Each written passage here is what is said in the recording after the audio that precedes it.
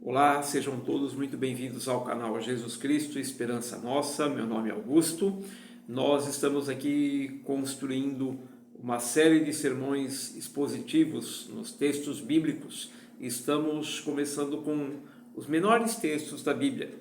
E hoje nós vamos nos voltar para a carta de Paulo a Filemon. E para isso, eu quero convidar você a abrir sua Bíblia na carta de Paulo a Filemon. Nós vamos ler os primeiros versículos, né? O texto é bastante curto, é um único capítulo, dividido em 25 versículos, e nós vamos iniciar lendo os primeiros 3 versículos dessa carta do apóstolo Paulo. E o texto nos diz o seguinte: Paulo, prisioneiro de Cristo Jesus, e o irmão Timóteo, a você, Filemon, nosso amado cooperador, a irmã Áfia, a Arquipo, nosso companheiro de lutas, e a igreja que se reúne com você em sua casa. A vocês, graça e paz da parte de Deus, nosso Pai, e do Senhor Jesus Cristo. Essa é a introdução do texto de Paulo nessa carta dirigida a Filemon, a quem ele chama de amado cooperador. Filemon ele é tido como participante na igreja de Colossos, uma outra igreja a qual o apóstolo Paulo escreveu uma carta intitulada de Carta aos Colossenses. E por que no contexto geral, né, das cartas, da narrativa do Novo Testamento, Filemon é tido como membro da comunidade de Colossos? Veja bem que em Colossenses, no capítulo 4, no versículo 9, é mencionado Onésimo, que é um personagem que também é citado nessa carta de Paulo a Filemon. E esse personagem é o motivo, vamos dizer assim, dessa carta a Filemon, porque Onésimo era um escravo fugitivo de Filemon. E o Onésimo é enviado por Paulo até a comunidade de Colossos e, ao mesmo tempo, ele é enviado por Paulo para Filemon. Então, Onésimo seria portador das duas cartas, a carta de Paulo a Colossenses e a carta de Paulo a Filemon. Então, Paulo está na prisão em Roma, ele entrega as duas cartas para Onésimo e fala: olha, volta para Colossos, e entrega as cartas aos respectivos destinatários. Por isso se tem em conta que Filemon fosse então membro da comunidade que se reunia ali dos cristãos do primeiro século na cidade de Colossos.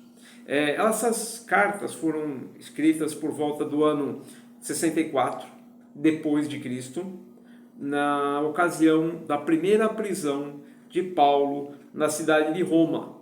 E, além de Onésimo, há outros 7 personagens que são mencionados em ambas as cartas, que seriam Aristarco, Arquipo, Demas, Epáfras, Lucas, Marcos e Timóteo.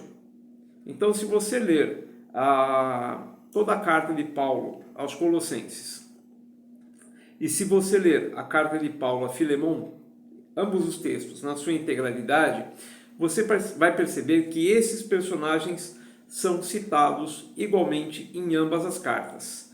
Por conta dessa contextualização toda, atribui-se que Filemon fosse então um membro da comunidade cristã de Colossos. E as circunstâncias da redação dessa carta de Paulo aos Colossenses e também a Filemon é da sua primeira prisão em Roma, como eu falei. Era o momento em que a igreja, de alguma forma, estava sendo perseguida. E não só Paulo estava preso, mas Epáfras também estava preso. E Epáfras era um cooperador da igreja lá de Colossos. Era um momento de incertezas muito sérias para o corpo de Cristo. E o coração daqueles irmãos necessitava muito ser consolado. Por isso mesmo, então, dada essa breve contextualização, prosseguimos aqui com a leitura do nosso texto. Então, seguimos no capítulo único da carta de Filemão, os versículos de 4 a 7, que dizem o seguinte: Sempre dou graças a meu Deus, lembrando-me de você nas minhas orações, porque ouço falar da sua fé no Senhor Jesus e do seu amor por todos os santos. Oro para que a comunhão que procede da sua fé seja eficaz no pleno conhecimento de todo o bem que temos em Cristo. Seu amor, ou seja, o amor de Filemão, me tem dado grande alegria e consolação, porque você, irmão, tem reanimado o coração dos santos. Então vejam que Filemão é tratado com muito apreço pela pessoa do apóstolo Paulo, e nesse trecho que nós vemos agora de 4 a 17, Filemão é dado como uma pessoa que possui uma fé objetiva, é uma fé verdadeira, centrada na pessoa de Cristo, e ele tem um amor objetivo, que é fruto dessa fé. E por que um amor objetivo? Porque ele se expressa no serviço aos irmãos que partilhavam a mesma fé.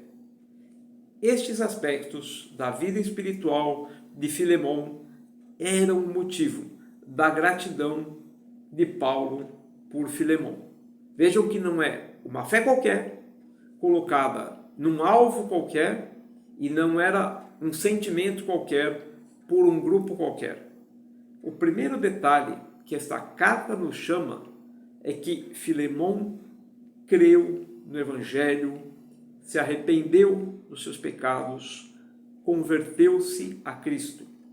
Era uma fé verdadeira, fortalecida, alicerçada no Evangelho e direcionada para a pessoa, para a vida, para a obra do Senhor Jesus Cristo. E esse amor não se expressava de uma forma genérica, mas era um amor que se direcionava àqueles que conheciam o mesmo Evangelho, que cultuavam o mesmo Deus, que se subordinavam também ao senhorio de Cristo. Não era uma fé qualquer que gerava um amor qualquer. Não, não era. Essa comunhão com esses outros irmãos procedia da fé que Filemão tinha em Cristo. E, portanto, por conta dessa comunhão que ele tinha com os outros irmãos, ele precisava, a partir daí, compreender quão grande era o privilégio de participar do corpo de Cristo, juntamente com os demais irmãos. É justamente isso que significa o texto, quando fala aqui, no versículo 6.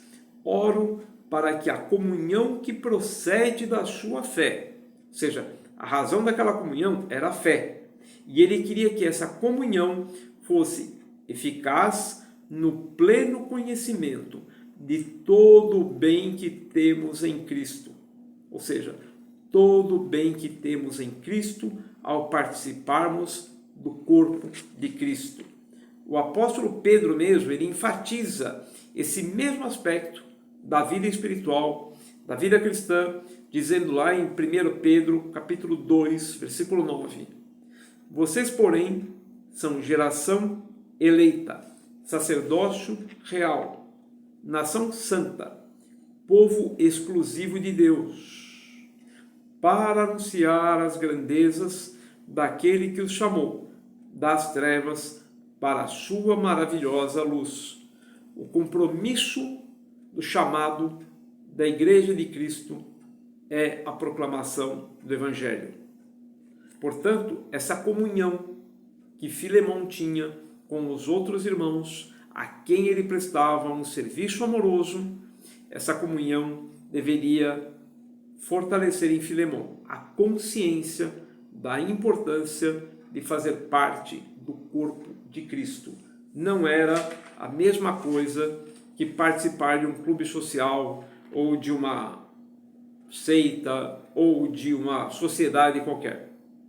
ele fazia parte do corpo de Cristo. E isso tinha implicações muito sérias. Prosseguindo então com o nosso texto de Filemão, a partir do versículo 8, nós vemos um apelo, então, que o apóstolo Paulo começa a construir em favor de Onésimo.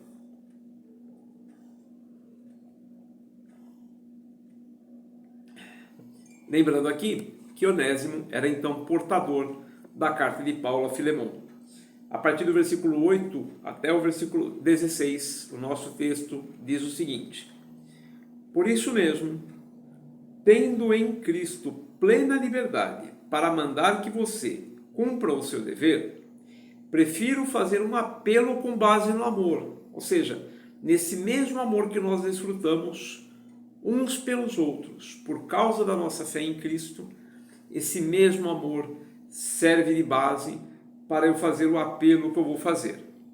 Eu, Paulo, já velho e agora também prisioneiro de Cristo Jesus, apelo em favor de meu filho Onésimo, que gerei enquanto estava preso, ou seja, durante a prisão de Paulo em Roma.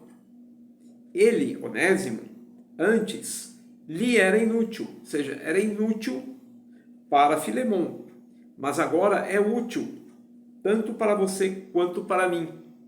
Vamos nos lembrar aqui que o nome Onésimo tem por tradução do grego para o português é útil. E aqui o apóstolo Paulo faz um jogo de palavras com o próprio nome do Onésimo, falando assim: olha, Onésimo antes era inútil para você, mas agora ele é útil, tanto para você quanto para mim. E ele prossegue: mando-o de volta a você, como se fosse o meu próprio coração. Gostaria de mantê-lo comigo, para que me ajudasse em seu lugar, enquanto estou preso por causa do Evangelho. Ou seja, Paulo estava mandando Onésimo em direção a Filemão com uma carta, enquanto ele mesmo, Paulo, prosseguia preso em Roma por causa do Evangelho. Mas eu não quis fazer nada sem a sua permissão, para que qualquer favor que você fizer seja espontâneo e não forçado. Talvez ele, Onésimo, tenha sido separado de você por algum tempo, para que você o tivesse de volta para sempre, não mais como escravo, mas acima de escravo, como irmão amado. Para mim, ele é um irmão muito amado, e ainda mais para você, tanto como pessoa quanto como cristão.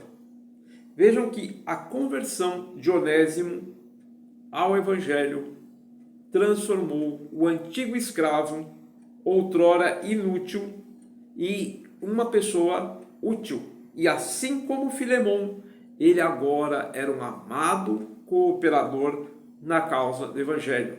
Notem que o que Paulo fala assim: gostaria de mantê-lo comigo para que me ajudasse em seu lugar, enquanto estou preso por causa do Evangelho. Ou seja, antes era um escravo, fugiu do seu patrão, talvez porque, segundo o que os estudiosos apuram dessa carta de Paulo a Filemão, talvez Onésimo tivesse furtado algum bem, algum dinheiro de Filemão, enquanto era seu patrão. Fugiu, foi para Roma, lá conheceu o apóstolo Paulo, lá ouviu o Evangelho e lá se converteu. Antes, um escravo, inútil e fugitivo. E agora, um irmão na fé, e assim como seu ex-patrão, era um cooperador fiel na causa do Evangelho. Onésimo agora é um irmão na fé, é um dos santos, a quem Filemão deve dedicar o seu amor, da mesma forma como ele dedicava aos demais irmãos em Cristo. Então vejam que aqui existe um ponto de mudança. A situação caminhava numa determinada direção, e a partir da conversão de Onésimo, essa situação deve seguir em outra. O relacionamento de Filemão com Onésimo até então era um, Mas agora, Onésimo e Filemon têm um outro vínculo, que é o vínculo da fé. Ambos fazem parte do corpo de Cristo e, portanto, a tratativa de um para com o outro tem que ser diferente. Não era mais possível considerar Onésimo de uma outra forma a não ser como irmão em Cristo e salvo pela mesma graça que salvara Filemon. O relacionamento dos dois, a partir deste fato, não poderia ser mais o mesmo. E prossegue então o texto de Filemon, capítulo único, já no versículo 17. Paulo prossegue dizendo: assim, se você me considera companheiro na fé, receba-o como se estivesse recebendo a mim. Se ele o prejudicou em algo ou lhe deve alguma coisa, ponha na minha conta. Eu, Paulo, escrevo de próprio punho, eu pagarei, para não dizer que você me deve a sua própria pessoa. Sim, irmão, eu gostaria de receber de você algum benefício por estarmos no Senhor. Reanime o meu coração em Cristo. Escrevo-lhe certo de que você me obedecerá, sabendo que fará ainda mais do que lhe peço. Então vejam bem que não é um apelo qualquer. A base do apelo que Paulo faz a Filemon em favor de Onésimo é a comunhão de uma mesma fé, que tanto Paulo quanto Filemon já desfrutam. E agora Onésimo, juntamente com os dois, também desfruta dessa mesma fé. Paulo dispõe-se a um gesto que é representativo da graça de Cristo. Ele está dizendo assim: olha, se Onésimo te desse alguma coisa, se te deve alguma coisa, põe na minha conta, eu mesmo vou pagar.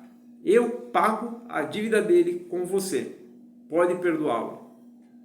Simbolizando a graça recebida por Paulo, por Filemon, por Onésimo. A graça de Deus revelada no Senhor Jesus. É um exemplo da graça salvadora de Cristo. E por isso mesmo espera-se que Filemon haja de forma espontânea, reconhecendo a graça de Deus recebida através da fé pela mensagem do Evangelho.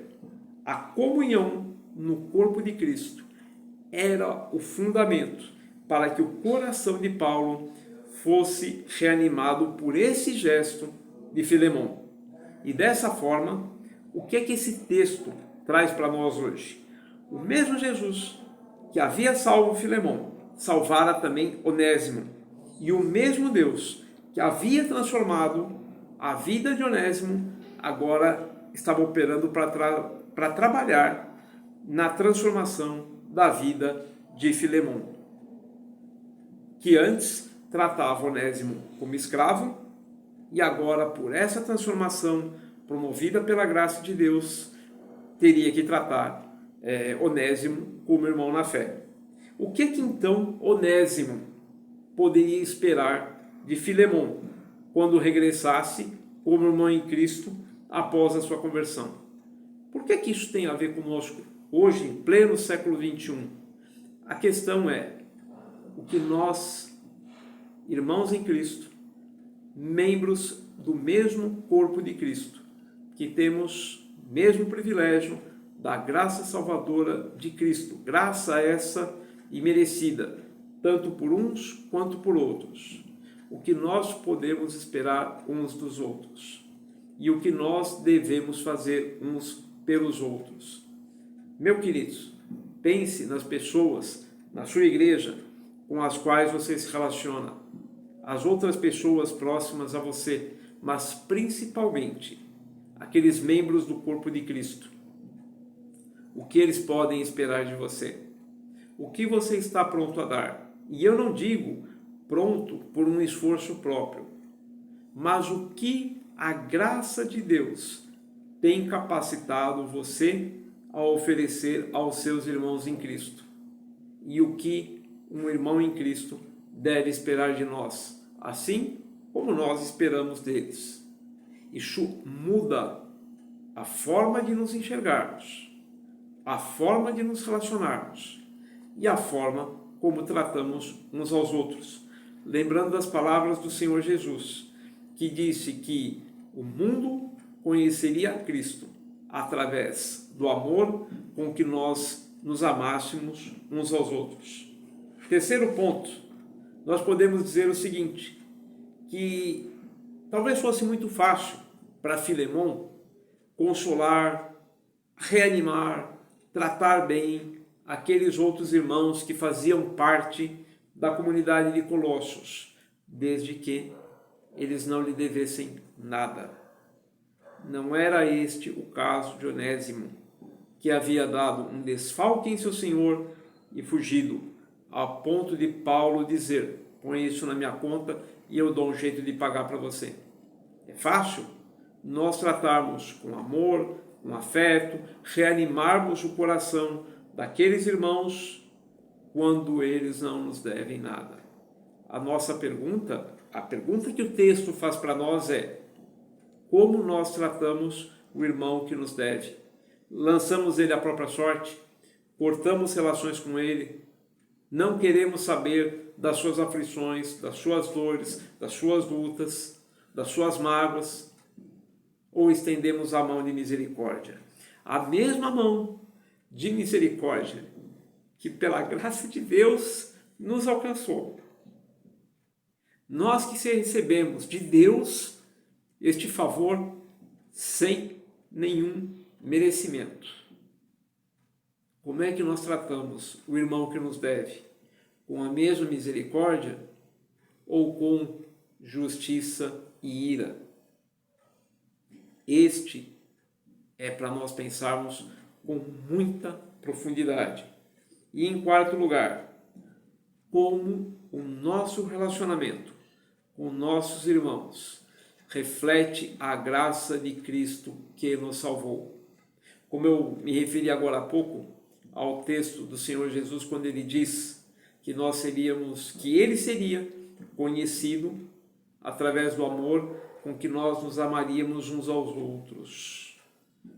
Como o nosso relacionamento reflete a graça de Cristo revelada ali na cruz do Calvário. Nós estamos mesmo nos empenhando em nos entregarmos em amor uns aos outros, perdoando uns aos outros, relevando as ofensas que tivermos que relevar, em nome da graça que relevou as nossas ofensas, só porque o Senhor Jesus pagou o preço das nossas ofensas contra Deus, nos livrando da ira divina. Nosso relacionamento com o nosso irmão reflete essa mesma graça ou não? Este é o ponto central da mensagem que o apóstolo Paulo nos deixa nesta carta a Filemon. Temos que olhar para nós mesmos, temos que repensar no nosso relacionamento com nossos irmãos, temos que buscar o nosso irmão, confessar o nosso pecado cometido contra ele e falar: meu irmão, me perdoa. Temos que receber aqueles que da mesma forma se dirigem a nós e temos que estender a ele a mesma mão de misericórdia que esperamos receber uns dos outros, porque recebemos essa mão de misericórdia da parte do Senhor Jesus.